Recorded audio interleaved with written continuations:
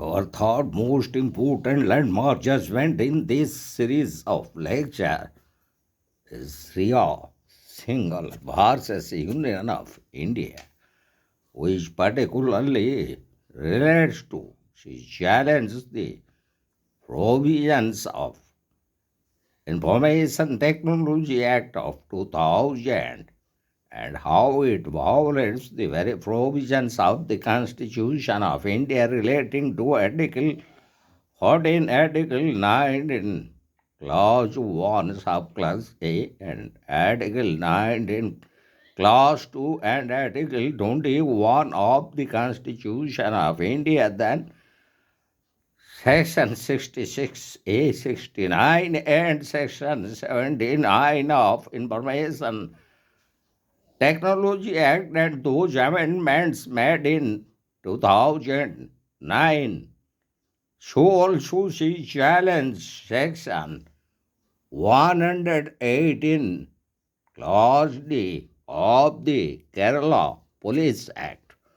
So, hereby would like to discuss the very facts of the case as it relates to freedom of speech and expression and those reasonable restrictions as provided under Article 19, Clause 1, Subclause A and Article 19, Clause 2 to Clause 6, then the very question raised regarding constitutional validity of Section 66A of the Information Technology Act 2000. The question also relates to the discrimination made and violation of Article 14 and 21 of the Constitution. The question also raised on the validity of Section 118, Clause D of the Kerala Police Act. So, the very contention of the petitioner was relating to Section 66A of the IT Act and the questions relating to reasonable restrictions and the provisions of Article 14 and Article 21. Then we will discuss the respondents' contentions relating to IT Act 2000 and the 2009 amendment,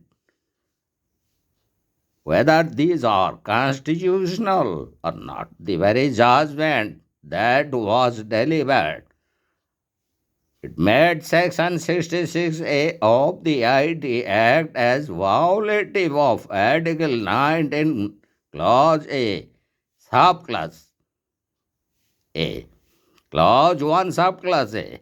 Then it also declared that this very provision, Section 180D of Kerala Police Act, was violated of the constitutional provisions of Article 19, Clause 1, Subclause A, while the judgment laid down Section 69A and 69 and 79 of the IT Act and the very amendment as valid constitutionally. So, now we would like to discuss the very contention of the petitioner. The Section 66A of IT Act 2000 infringes the fundamental right to free speech and expression and is not shaped by any of the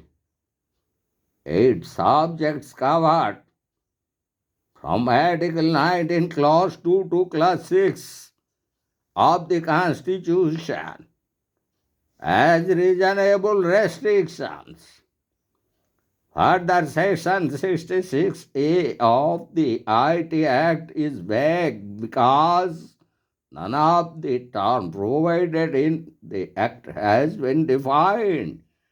Further, the contention of the petitioner was that the enforcement of Section 66A of IT Act would be an form of censorship which impacts a core value content in Article 9 in Clause 1, subclause A of the Constitution. Further, the petitioner argued that Section 66A of IT Act 2000 has a chilling effect on the freedom of speech and expression. Also, the right of viewers is infringed as such chilling effect would not give them the benefit of many sets of gray in terms of various points of view that could be viewed about the internet.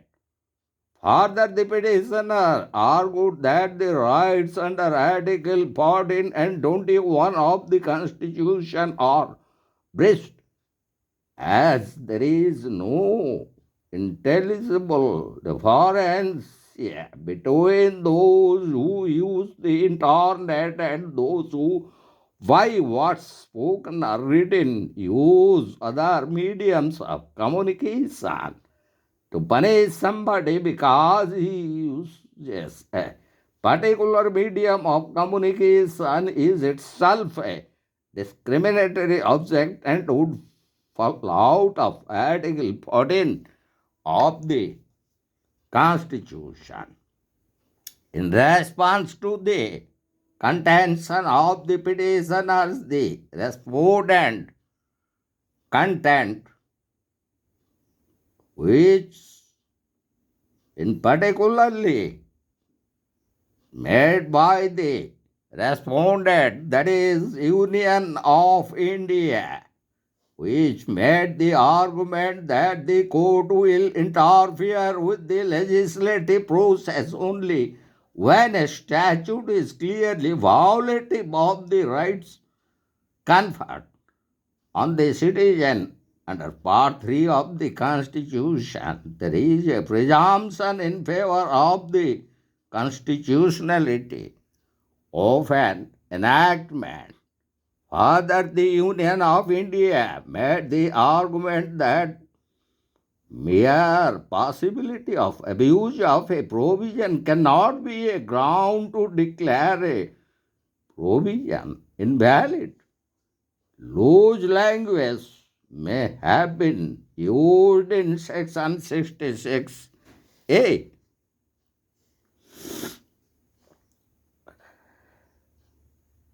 to deal with novel methods of disturbing other people's rights by using internet as a tool to do so.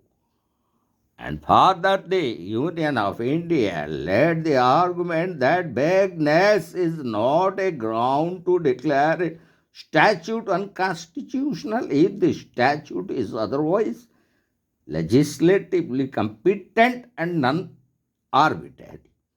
So, in connection to that, we would like to discuss and analyze those provisions which are central to this landmark judgment delivered in this important case, Shreya Singhal versus Union of India. So, what exactly Section 66A of the Information Technology Act 2000 and Article 19, Clause 1, Subclause A of the Constitution provides?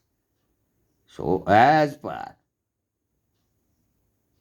the freedom of speech and expression, as it provided under Article 19, Clause 1, Subclause A, these are the three concepts which are fundamental in understanding the very freedom of speech and expression. The first is discussion, the second is advocacy, and the third is incitement. Mere discussion or even advocacy of a particular cause was, however unpopular, is within the ambit of Article 19, Clause 1, Subclause A. It is only with such when such discussion or advocacy reaches the level of incitement, then Article 19, Clause 2 to Clause 6 will be applied.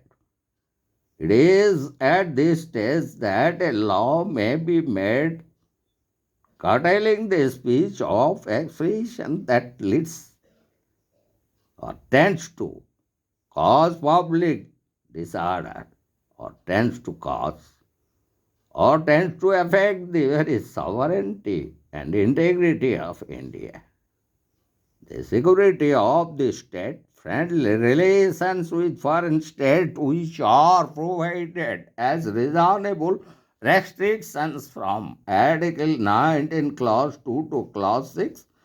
And now what exactly information means and how it was defined. So far as definition of information as provided in the Information Technology Act 2000 is concerned, there are two things which need to be noticed. The first is that the definition is an inclusive one. The second, the definition does not refer to what the concept of information can be. It refers only to the medium through which such information is disseminated.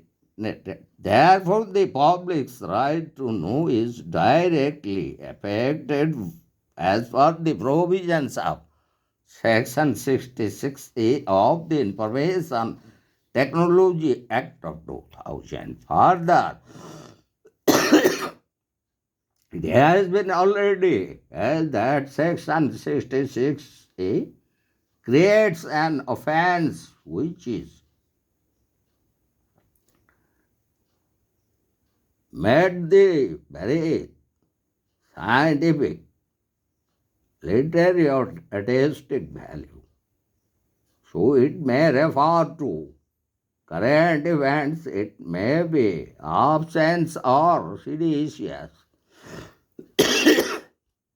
Such information may cause annoyance or inconvenience to some, and that is how the offense is made out. Further, the information sent has to be annoying, inconvenient, grossly offensive, etc. Also shows that no distinction is made between mere discussion or advocacy of a particular point of view which may be annoying or inconvenient or grossly offensive to some, and incitement by which such words used or lead to an imminent causal connection with public disorder, sovereignty, and security of the state. So, what exactly reasonable restriction?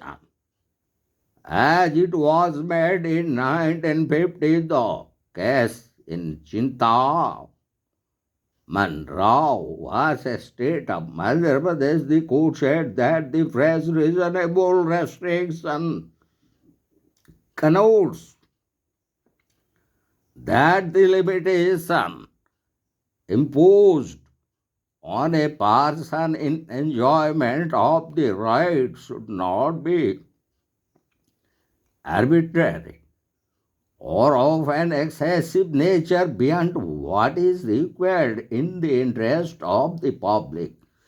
The word reasonable implies intelligent care and deliberation, that is, the choice of a course which reason dictates legislation which arbitrarily or excessively invades the right cannot be said to contain the quality of reasonableness, and unless it strikes the proper balance between the freedom guaranteed in Article 19 Clause 1 sub Clause G and the social control permitted as under Clause 6 of Article 19, it must be held to be wanting in that quality. There is a clear distinction between the print and other media as opposed to the internet. The legislature may well therefore provide for separate offences so far as free speech over the internet is concerned. There is therefore an intelligible difference, yeah, having a rational relation to the object sought to be achieved, that there can be. So, in this very important leading case, one question raised regarding severability. In an Article 19, Clause 1, Subclause G challenge, there is no question of law being applied for purposes not sanctioned by the Constitution for the simple reason that the rights subject matter of falling under Article 19, Clause 2 are also provided up to Article 19, Clause 6 as reasonable restrictions, which only speaks of reasonable restrictions in the interest of the general public. So, in this important leading case, where Section 66A of the IT Act of 2000, which does not fall within any of the subject matters as contained from in Article 19, Clause 2, and the possibility of its being applied for purposes outside those subjects matter is clear. Therefore, no part of Section 66A is severable, and the entire section, that is Section 66A, and the very provisions as a whole must be declared unconstitutional, as it violates also the very provision of Article 14, which provides for right to equality and also the very question relating to discrimination. So, the very question raised, as it has been already, as that Section 66A creates an offense which is vague or overbroad, and therefore unconstitutional as under Article 9 in Clause 1, Subclause A, and not shaped by the provisions of reasonable restriction as provided under Article 9 in Clause 2 to Clause 6. However, so far as discrimination under Article 14 of the Constitution of India concerned, it could not be said that there is no intelligible difference between the medium of print broadcast and real life speech as composed to speech on the internet. The intelligible difference is clear. The internet gives any individual a platform which requires very little or no payment through which to air his views. There is an intelligible difference between speech on the internet and other mediums of communication for which separate offences can certainly be created by legislation. Therefore, the challenge on the ground of Article 14 must fail. And now, as does the Section 66A of IT Act 2000, in creating an offense against persons who use the internet and annoy or cause inconvenience to others, it very clearly affects the freedom of speech and expression of the citizen of India at large, and the same is directly caused by the creation of the offense content as per the provisions under Section 66A of the IT Act of 2000. Then the very question relating to validity of Section 118 Clause D of Kerala Police Act. What has been said about Section 66A would apply directly to Section 118D of the Kerala Police Act as causing annoyance in an indecent manner suffers from the same type of vagueness and overbreadth that led to the invalidity of Section 66A and the reasons given for striking down Section 66A, since Section 118D of the Kerala Police Act also violates the very provisions of Article 19, Clause 1, Subclause A of the Constitution of India, and not being a reasonable restriction,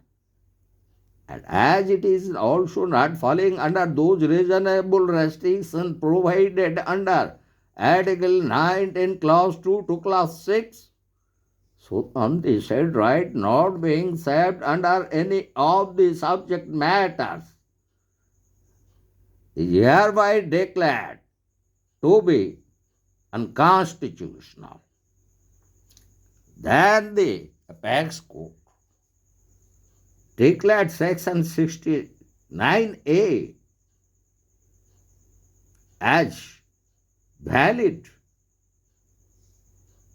because the very rules further provide for having before the committee to set up. Committee then looks into whether or not it is necessary to block such information. It is only when the committee finds that there is such a necessity that a blocking order is made. It is also clear from an estimation of Rule 8 that it is not merely the intermediary who may be had.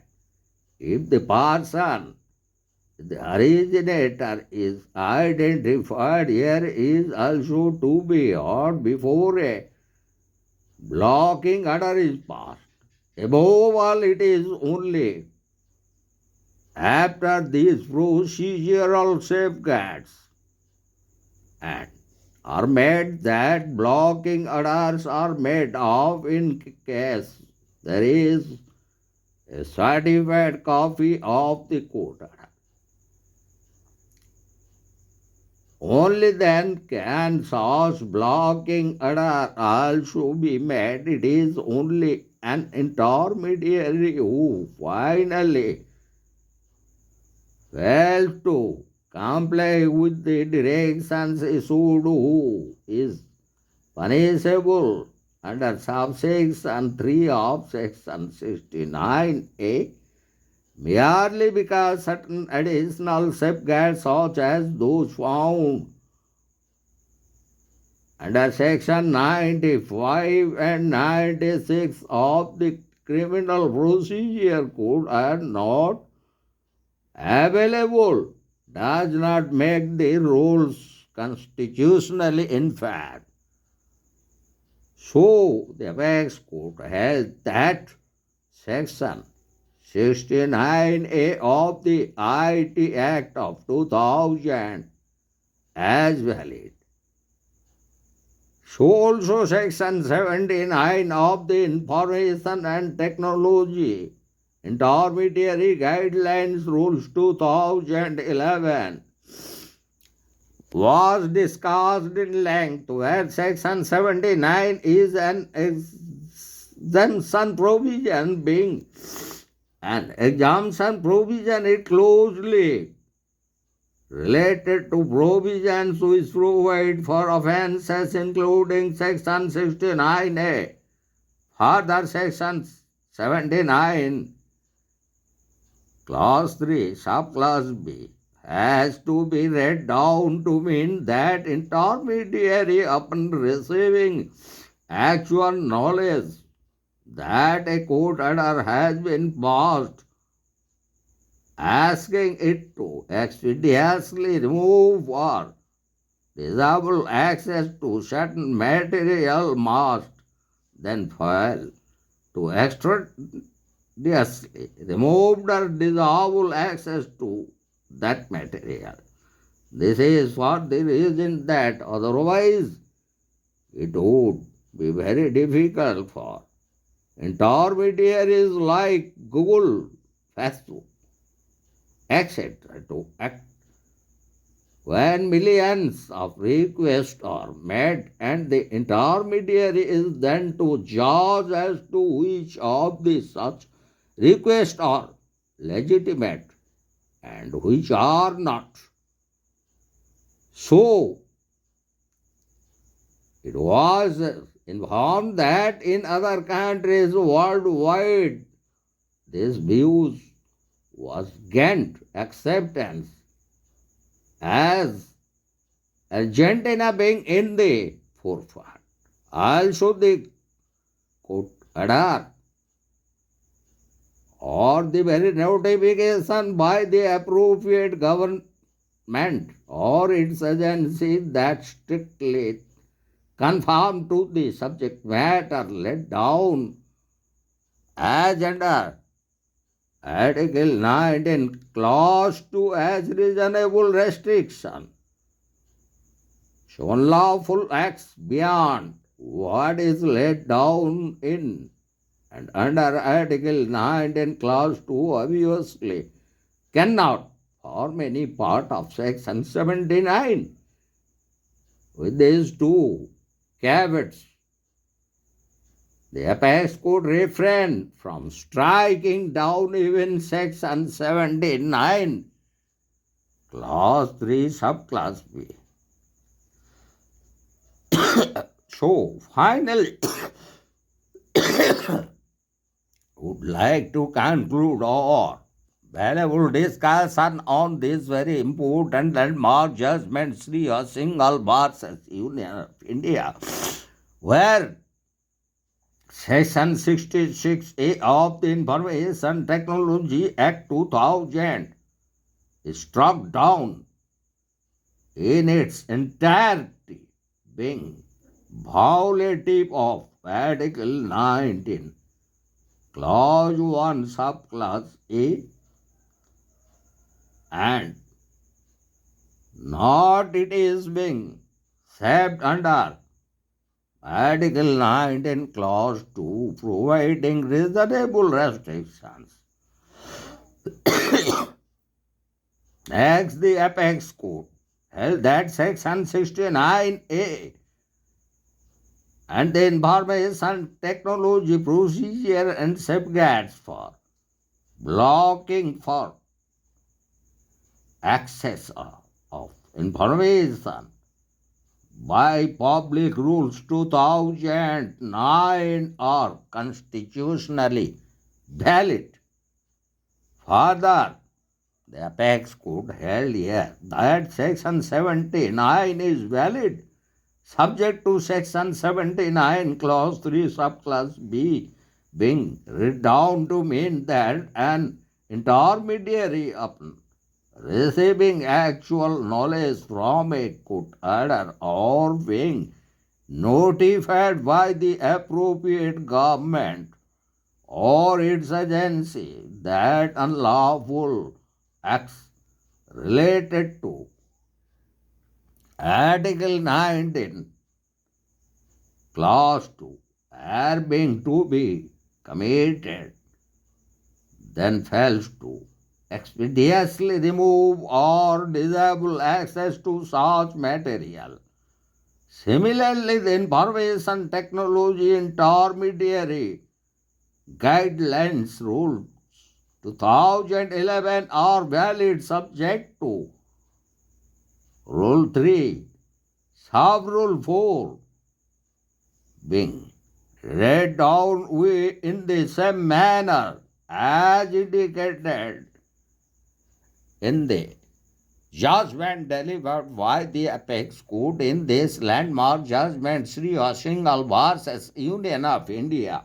Finally, the apex court in the judgment delivered in Shreya Singhal versus Union of India expressed that Section 118 D of the Kerala Police Act as constitutionally invalid, so it struck down as it violated the provisions of Article 19, Clause 1, Subclass A of the Constitution of India, which provides freedom of speech and expression.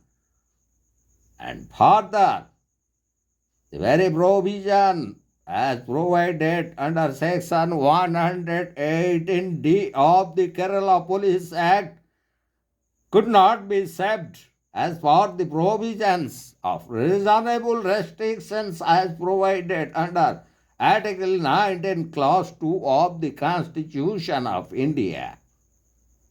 So finally, the very writ petitions was disposed by the apex court by declaring the constitutional invalidity of the very provisions of Section 66A of the Information Technology Act of 2000 as it violated Article 9 in Clause 1, Subclass A relating to freedom of speech and expression, and neither it could be saved as per the provisions provided under reasonable restriction under Article 19, Clause 2, and it also violates the provisions of Article 14 and Article 21 of the Constitution of India, and also the judgment declared the constitutional invalidity of the very section that was challenged by Shreya Singhal, and in particularly that section, Section 118D of the Kerala Police Act, which was declared as violative of both Article 19, Clause 1, Subclass A, and also Article 21 of the Constitution of India. So, hereby we conclude our discussion on this important landmark judgment relating to freedom of speech and expression